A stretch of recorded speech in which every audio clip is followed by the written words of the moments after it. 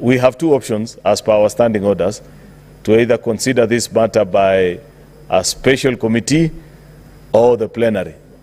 The motion before us, Mr. Speaker, is a proposal to the House that we select 11 of our members from both sides of the House to consider this impeachment and advise us, Mr. Speaker.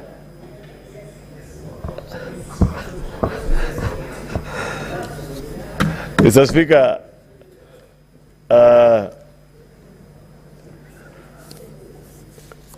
I don't know what is the excitement in the House. I have said already that this has never happened before, but that's the proposal. That should we, and I want to urge members to agree with me, that we elect 11 of our wisest and most trusted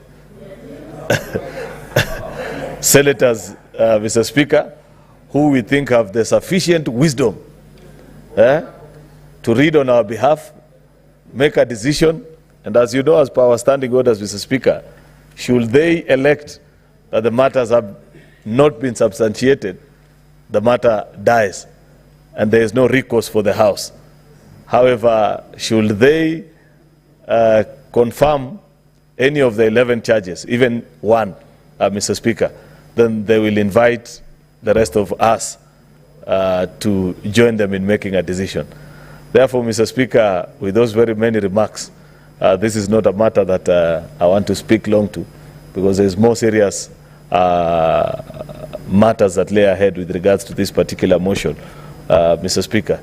With those very many remarks, I want to invite the Senator for Nairobi, Senator Edwin Watenya Sifuna, to second this motion. Refuse to second.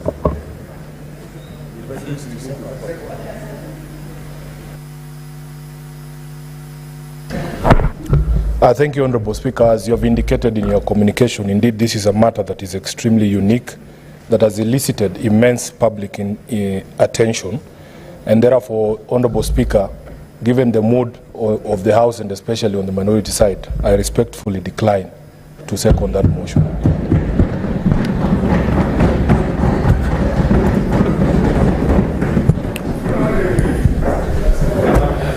Now, Senator Oburu. Order, honorable senators. You will note that the Senate Majority Leader has moved a motion pursuant to Articles 145(3)(b) of the Constitution and Standing Order 78(1) for the establishment of a special committee to investigate the proposed removal from office by impeachment of His Excellency Rigathi Gachagua, AGH, Deputy President of the Republic of Kenya. The motion has, however, failed to get a seconder. Now, Standing Order 70 of the Senate Standing Orders states as follows. The question on any motion shall not be proposed unless it shall have been seconded, and any motion that is not seconded shall be deemed to have been withdrawn and shall not be moved again in the same session unless with the permission of the Speaker. Honorable Senators, as I communicated earlier today during the sitting, by way of a message on the resolution of the National Assembly, Article 145(3)(b) of the Constitution, as read together with Article 78(1), provides that the Senate, by resolution, may appoint a special committee comprising 11 of its members to investigate the matter. The motion having been deemed to be withdrawn, pursuant to Standing Order 71, the proposal for a special committee is defeated. The Senate will therefore proceed with the investigation of the proposed removal from office by impeachment of His Excellency Rigathi Gachagua, AGH, the Deputy President of the Republic of Kenya, in plenary. Honorable Senators, in line with the schedule of activities for an impeachment hearing in plenary, I hereby give the following directions. A, the clerk to issue invitations to appear to the Deputy President today, Wednesday, the 9th of October, 2024. B, the clerk to issue invitations to appear to the National Assembly today, Wednesday, the 9th of October, 2024. The parties to file their responses with the Office of the Clerk of the Senate by Monday, the 14th of October, 2024, by 5 p.m. D, the clerk to circulate documents received from the parties, including the plenary hearing program, to all honorable senators upon receipt on Monday, 14th of October 2024. And the Senate shall then investigate the matter in plenary on Wednesday, the 16th, and Thursday, the 17th of October 2024. The Senate is accordingly guided. Thank you.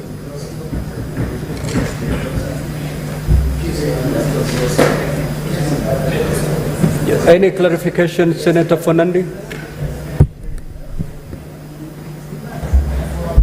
Mr. Speaker, looking at the directions that we are given, I want to agree with the Senate Majority Leader that this matter is very unique.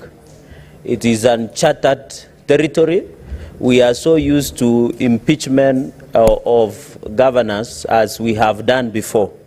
Mr. Speaker, when you look at our Standing Order 78 on Senate standing orders, and also, Mr. Speaker, I needed your guidance and clarity on the process, because looking at Standing Order 78 on the removal procedure for removal from state office, which includes the removal of the president, deputy president, or state office. Mr. Speaker, I want to invite Mr. Speaker to request, when you read under, sorry Mr. Speaker, I'm trying to get second schedule of our standing orders, Part 1, Rules of Procedure when considering removal in plenary, either the president or the deputy president. When you look at rule number 12, subject to these rules, the hearing of the evidence, once it commenced, shall proceed and continue on until the Senate concludes the hearing of the matter. So, Speaker, this extrapolates itself from Article 145, 150 in the removal of either the president or the deputy president, considering this a matter of national interest, and it will involve a lot of process of evidence producing and many other procedures. So, Speaker, considering the immense, would it be in order to request that, as per your direction, you increase even an extra day? You know, Mr. Speaker, they say justice should not be seen, should not only be seen, but to be seen to be done. Oh, okay, Mr. Speaker. Order, Honorable Senator. Mr. Speaker, I'm happy. Let the Senator Fernandi say it the way he understands it. Yes. Proceed. And Mr. Speaker, I am directly translating from my Kalenjin mind, so members will have to bear with. Mr. Speaker, justice should not only be done, but should be seen to be done, Mr. Speaker. You know, we went to group of schools, some of us. Mr. Speaker, the point I wanted to make is that since the plenary process will allow Kenyans to follow, would it be in order whether we convict or acquit, because the law house, which was pre-trial chamber, and this is the real trial chamber, Mr. Speaker, where we shall be looking and setting precedent for future impeachment. I'm not predicting that there will be impeachment of president or deputy presidents in future, but Mr. Speaker, the point I wanted to make, and I don't know why Senator Sifuna is irritated. You'll have your time. Why are you worried? Mr. Speaker, that is what I want to conclude by saying, Mr. Speaker, just add an extra day so that the accusers, which is the National Assembly, can have elaborate time to present their case, and also the deputy president can have the time to present their case. So that, Mr. Speaker, when they move to another fora, they will have opportunity of having the opportunity of being given a chance and the principles of natural justice. I thank you, Mr. Speaker, and thank you for that indulgence, and I will properly be guided. Thank you. Senator Fernandi, as we sit here, we don't know the number of witnesses that will be called. We don't know the volumes of documentation that will be filed. And therefore, let us go by the 2 days that I've communicated. One thing that the Senate will do, it is going to give adequate time to both parties. That's the much we are going to do as a Senate. No party will leave the Senate complaining about inadequacy of time to plead their case. Yes. Thank you very much, Honourable Speaker. And we conform to the directions that you've given and the communication that you have also given. And I actually agree to the wisdom of the Senator from Nairobi, that this is a matter of serious public interest. And the matter that is before us is so weighty, it cannot be left to the hands of 11 people. We need to hear it in plenary. And I also want to plead, based on two arguments, Honourable Speaker, looking at the communication that you've read, the number of grounds that have been said that are founded in this motion, Honourable Speaker, of impeachment. There are 11 grounds, Honourable Speaker, and in the experience that we have had as a House, I think this will be the highest number of grounds that we have ever looked at in as far as processing a motion of impeachment is concerned.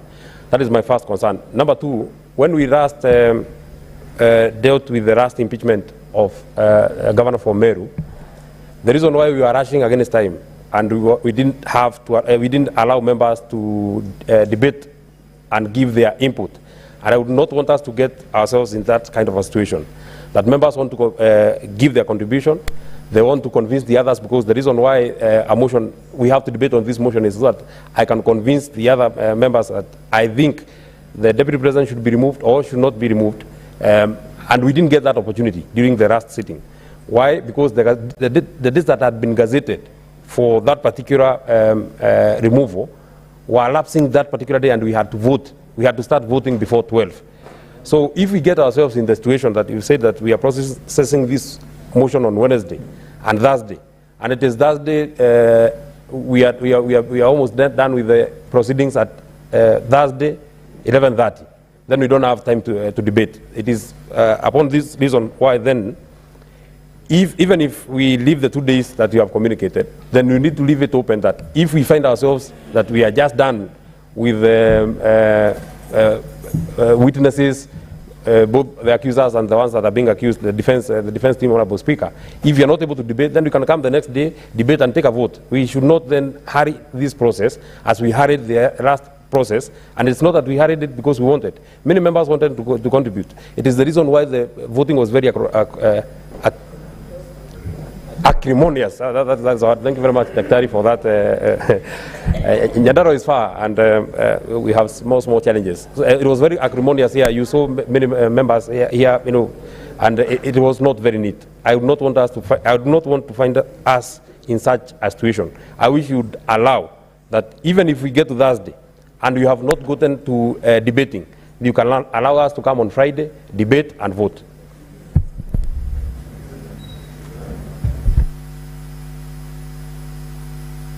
Yes, Senator Wambua.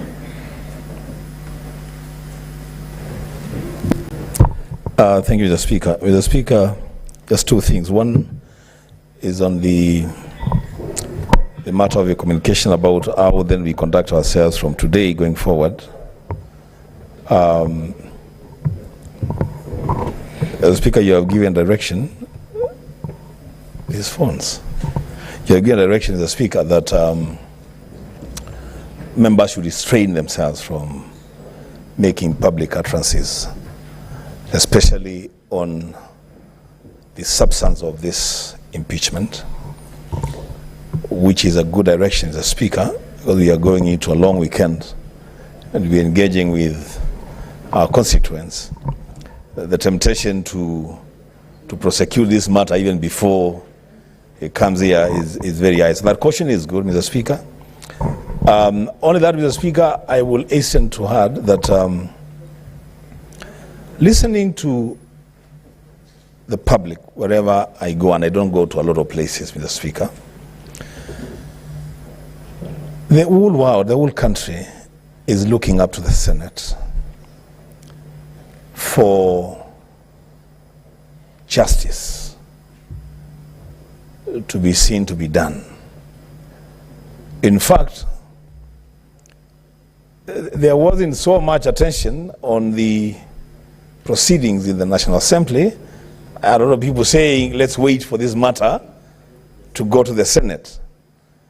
Mr. Speaker, This is a time that then the Senate of the Republic of Kenya must demonstrate real leadership. And the prayers that were being made by Senator Cheragei and Senator Medhu sit very well.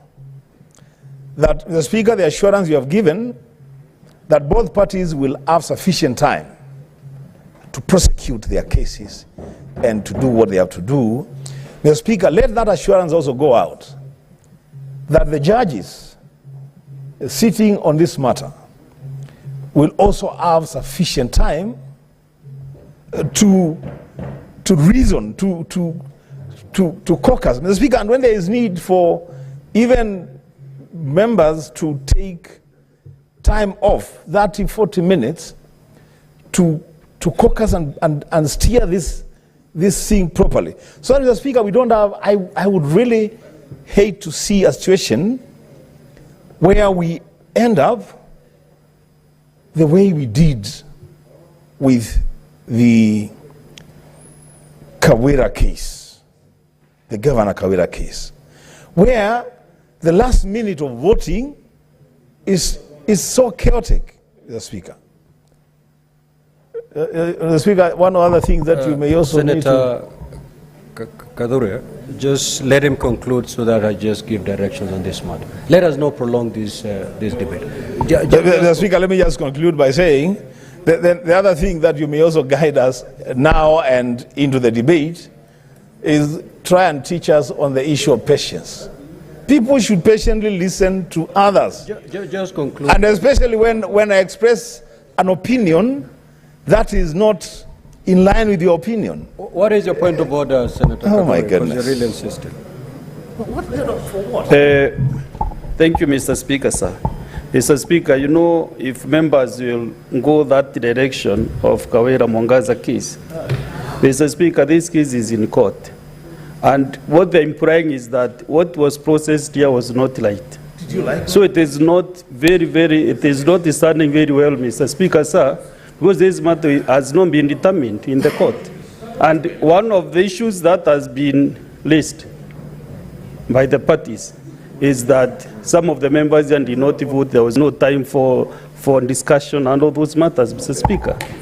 So I think it will not be fair to the Meru County community if we discuss this matter now, because it is an issue which is in court, Mr. Speaker. Good. Honorable Senators, we shall conclude. No, it's me to conclude, Senator Wambua. Now, this is my direction, and it's very much what I've already directed. Honorable Wambua, which floor I have taken away from you? So, Senator Wambua, you're out of order and leave the chamber now for the rest of the day. Leave the chamber. We need to be orderly in this matter. We are going to handle a very heavy matter. We cannot have any senator heckling the speaker. As we go to this impeachment, you need to behave, Senator Wambua. Leave the chamber now for the rest of the sitting. Leave the chamber. Leave the chamber. Leave the chamber, Senator Wambua.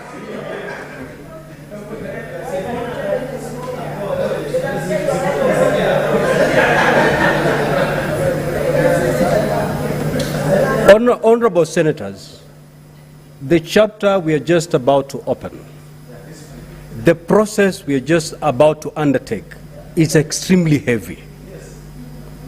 The country and the world is watching. Decorum is the least we'll be expecting from members. Senator Fonandi has raised a valid concern.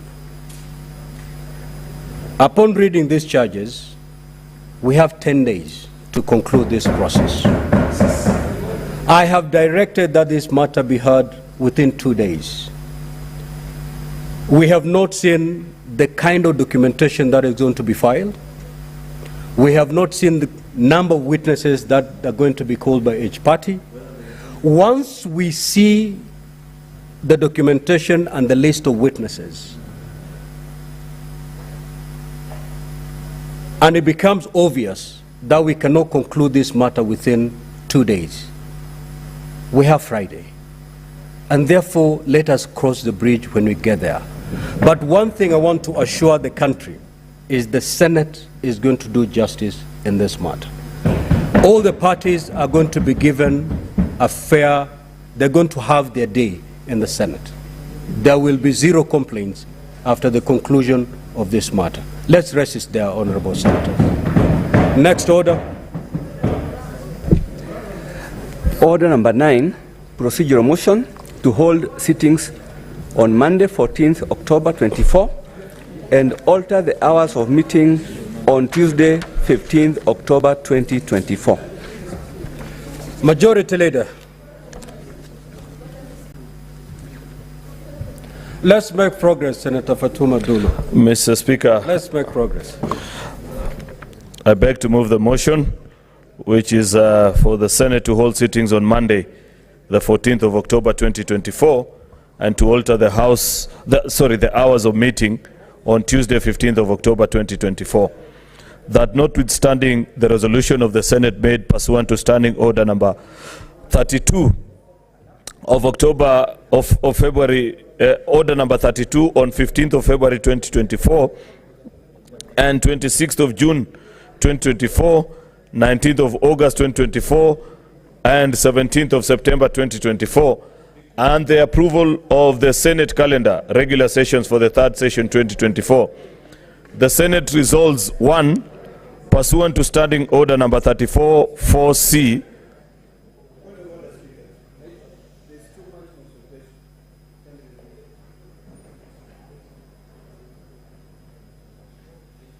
State Majority Leader. Thank you. May the Majority Leader be heard in silence. Pursuant to Standing Order number 34-4C, to hold its sittings on Monday, the 14th of October 2024, starting at 9 a.m. to 1 p.m. and 2:30 p.m. until the conclusion of business listed in the order paper of the day. 2, pursuant to Standing Order number 34-4B, to hold a morning sitting on Tuesday, the 15th of October 2024, starting at 9 a.m. to 1 p.m.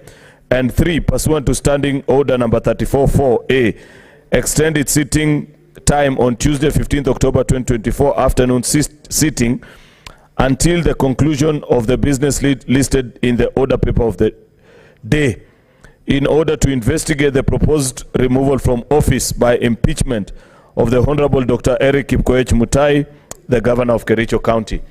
Mr. Speaker, sir, this is a procedural motion, and we have pointed out that for lack of flair in drafting both the special notice, special motion such as this, and the order, gathered notice, Mr. Speaker, we found ourselves with the challenge which many of our colleagues are actually discussing right now, where they felt that in handling of an impeachment procedure, we had too much to do within such a short time.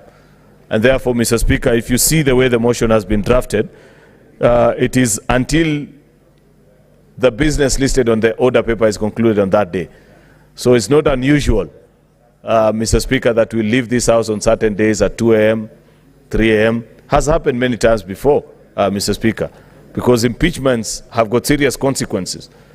And impeachments, Mr. Speaker, are almost the last resort in a dispute resolution, Mr. Speaker, between the parties that are before each of us. Therefore, Mr. Speaker, I want to urge senators, given if they approve this timetable, next week will be quite a heavy week for senators. On Monday and Tuesday, Mr. Speaker, we have this impeachment. You have just given direction, Mr. Speaker, that on Wednesday and Thursday as well, we have the impeachment motion or process of the Deputy President. Therefore, a lot of energy is required from senators next week. So all the senators, including the young ones like my kid brother Eddie, Mr. Speaker, need to spare energy this weekend, and so that next week they have a lot of energy in the House, Mr. Speaker. Mr. Speaker, finally, is just to note, Mr. Speaker, that this is a simple procedure motion, which I don't expect that there'd be a debate about. It's just agreeing on the times so that we can get the response and begin on the process. With those many remarks, Mr. Speaker, I beg to move and request Senator Okongo Omogeni, my neighbor from Nyamira County, to second. I thank you, Mr. Speaker. Senator Okongo Omogeni. Thank you, Mr. Speaker. Sir,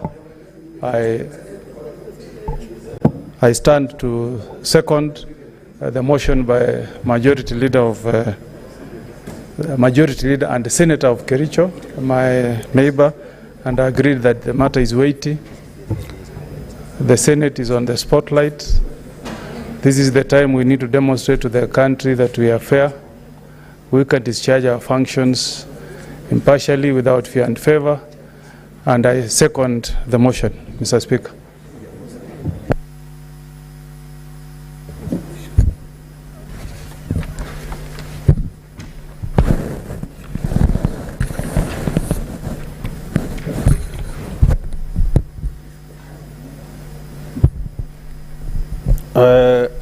Honorable Senators, I propose the question that notwithstanding the resolutions of the Senate made pursuant to Standing Order 32 on 15 February 2024, 26 June 2024, 19 August 2024, and 17 September 2024 on the approval of the Senate calendar regular sessions for the third session 2024, the Senate resolves: 1. Pursuant to Standing Order 34 4C, to hold sittings on Monday, 14th October 2024, starting at 9 a.m. to 1 p.m. and 2:30 p.m. until conclusion of business listed in the order paper of the day. 2. Pursuant to Standing Order 34B, to hold a morning sitting on Tuesday, 15th October 2024, starting at 9 a.m. to 1 p.m. and 3. Pursuant to Standing Order 4A, to extend the sitting time on Tuesday, 15th October 2024, afternoon sitting, until conclusion of business listed in the order paper of the day, in order to investigate the proposed removal from office by impeachment of the Honorable Dr. Eric Kipkoech Mutai, the Governor of Kericho County.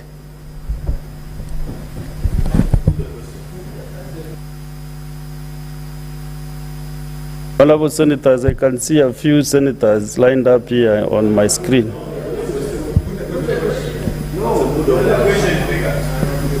So is that the mood of the House? Yes.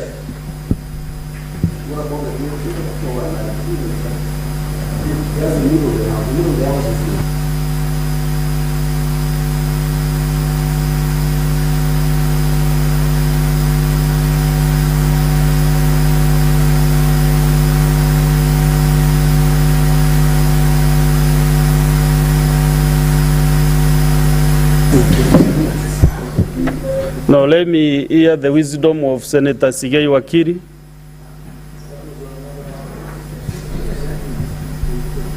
Mr. Speaker, you may proceed to put the question. Senator Andan Dulo Fatuma. Senator Derito John Kenywa. Majority will not teach him how to chair this session. Asante Bwana Speaker. Bwana Speaker, mimi nasumbuka kwa sababu tayari tumejitia katika kitanzi, kwa sababu tayari tumesema zile siku ambazo tutakuwa tumezitenga ndio tuweze kujadili mswada huu. Bwana Speaker, ni vile vile tukijipata katika ule mjadala alafu kutakuwa na masuala mengine nyeti. Bwana Speaker, naona tutajipata katika tu ile sehemu ya kwamba hatuna muda wa kutosha kuyaangazia yale masuala kindani, kwa sababu tuwezi tukasema tutaenda siku ile nyingine ambayo ni siku ya Wednesday, kwa sababu tayari tumeitenga kwa shughuli nyingine tofauti.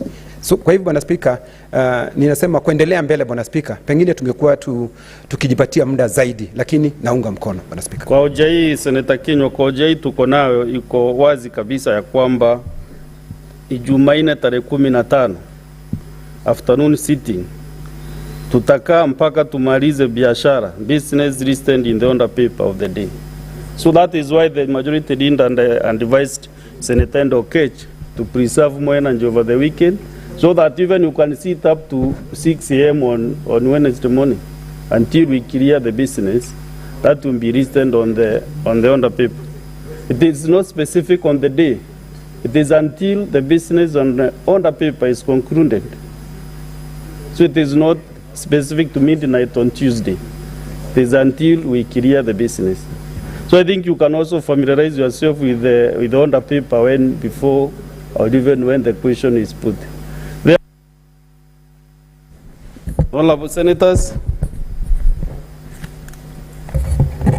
I put the question that notwithstanding the dissolutions of the Senate made pursuant to Standing Order 32 on 15th February 2024, 26th June 2024, 19th August 2024, and 17th September 2024 on the approval of the Senate calendar regular sessions for the third session 2024, the Senate resolves one, pursuant to Standing Order 34-4C, to hold sittings on Monday, 14th October 2024, starting at 9 a.m.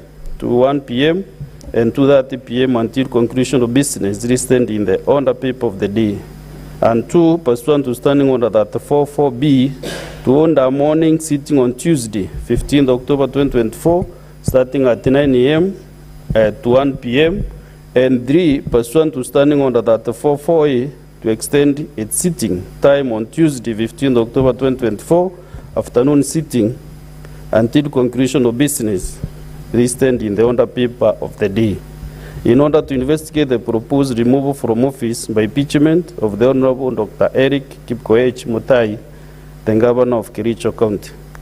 Will as many as of that opinion say aye? Aye. Will those of the contrary opinion say nay? The ayes have it. Next one.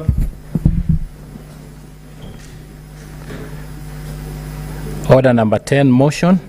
Report of the 9th Interparliamentary Union Global Conference of Young Parliamentarians held in Hanoi, Vietnam from 15th to 17th September 2023. Senator Mevdu was to move this motion, but I cannot see him around.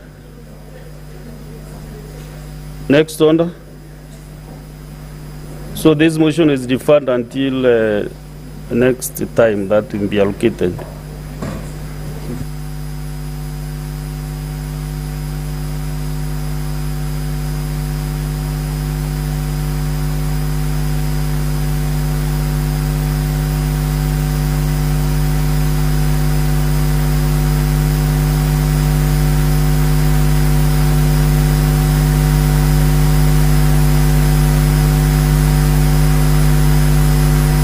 Next order. Next order. Order number 11, motion.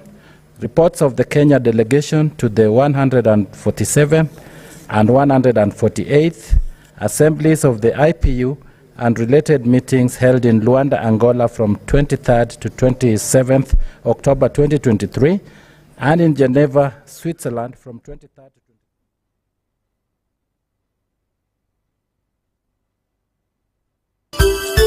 Unatazama Mwangaza TV, tumaini lako.